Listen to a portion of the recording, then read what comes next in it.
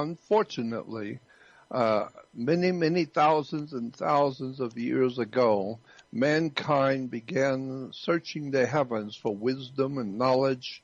And like Mr. Hall said, they weren't looking to learn about, they were looking into the heavens to learn from the stars. They were looking at the stars and the constellations and the sun and the moon and trying to figure out where did these things come from.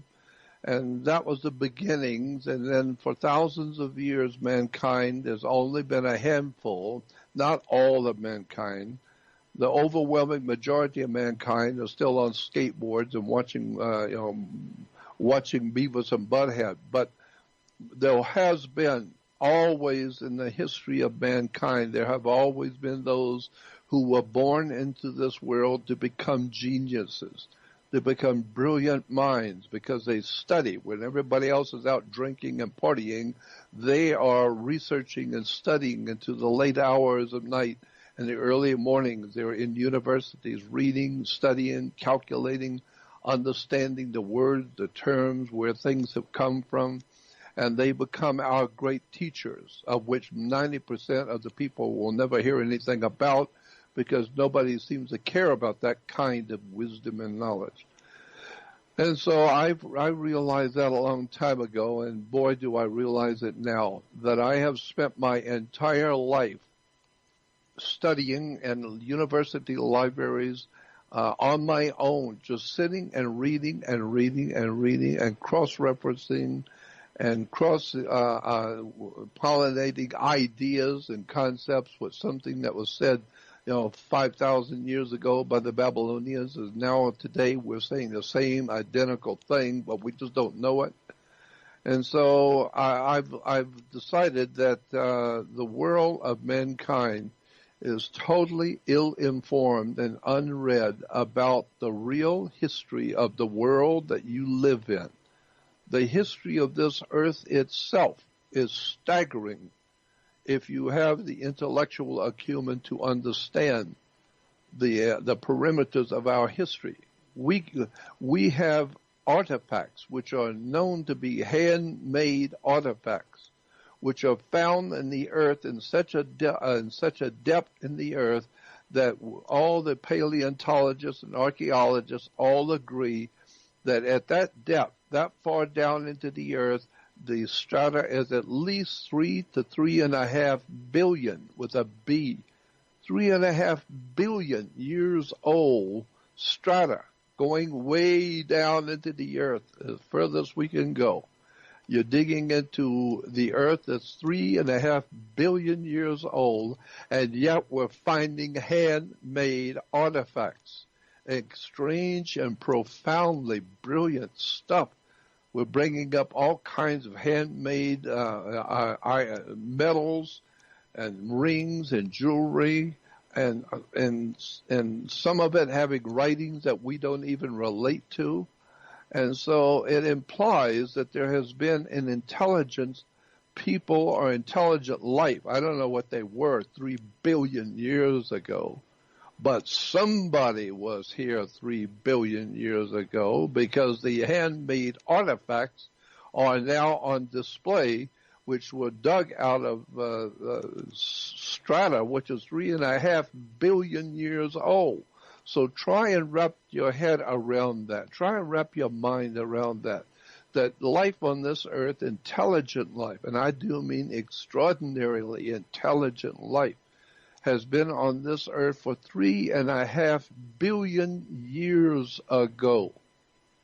3.5 billion years ago, there was highly intelligent creatures on this earth. I don't know if they look like us, but I do know that there, according to the science of today, we are now finding handmade artifacts in the oceans or beneath the oceans. When they're drilling for oil, they hit the bottom of the ocean and they drill into the bottom. They drill into the floor of the ocean, and as they're pumping it up, as the stuff comes up, they're finding handmade artifacts which are under the ocean floor.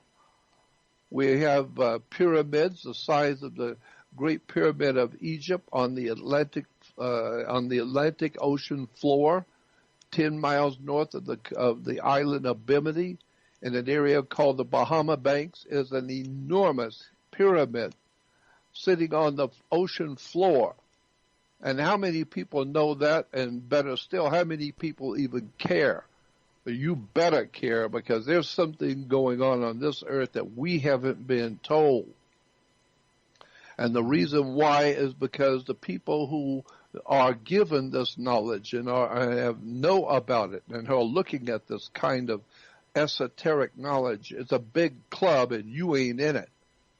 Right. And this is what George Carlin was talking about, when you find out how much you have not been told because your masters who believe that they own you.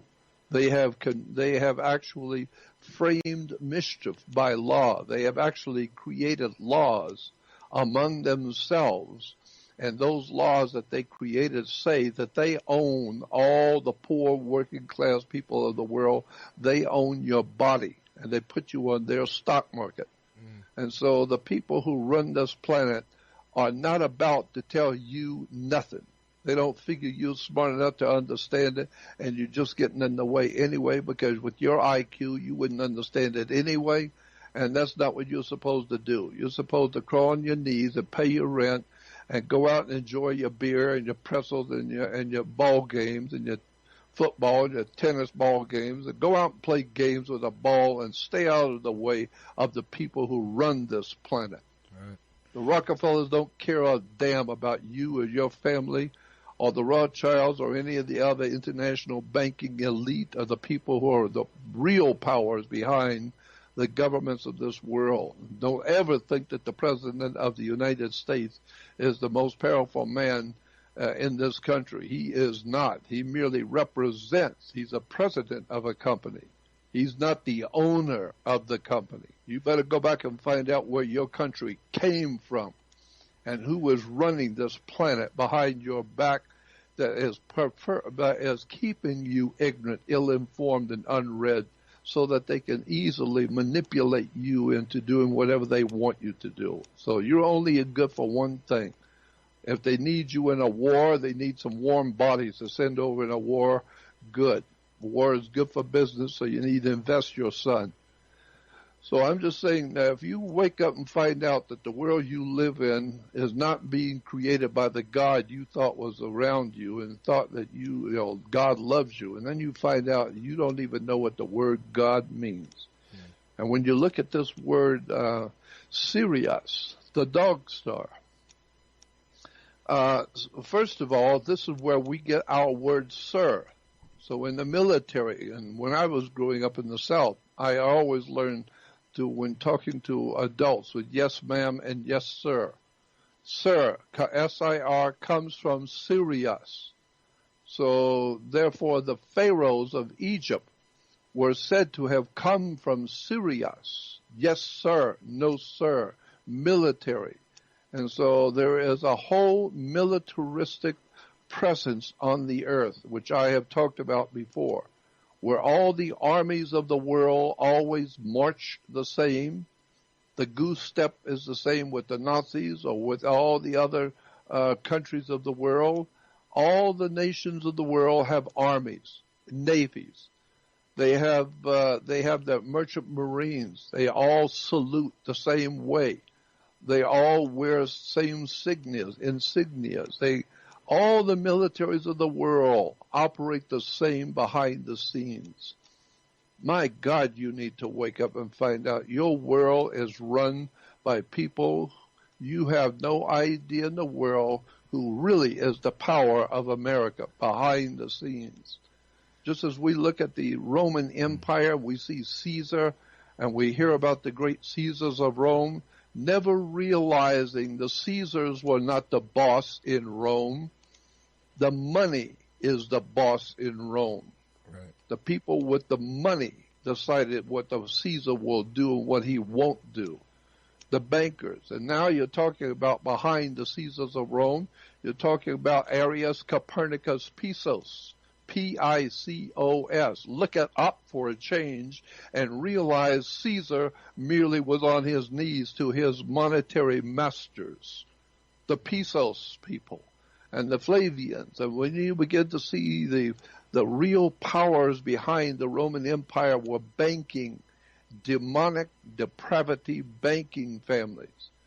And they control the Roman people through religion, alcohol, drugs, sex, international competitions of games.